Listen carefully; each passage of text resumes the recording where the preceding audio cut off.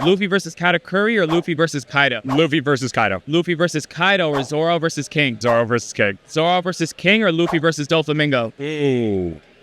Zoro versus King. Zoro versus King or Luffy versus Crocodile? I'm gonna go Zoro. Zoro versus King or Zoro versus Mihawk? Just because it was so short, I gotta go Zoro versus King. Zoro versus King or Ace versus Blackbeard? Ace versus Blackbeard. That was like, I hated the ending, but goddamn was that cool. Ace versus Blackbeard or Luffy versus Enel? Ace versus Blackbeard. Ace versus Blackbeard or Luffy versus Usopp? Luffy versus Usopp. That impact of it, the emotional roller coaster that you're going through. And it's the one fight where Usopp is an actual badass.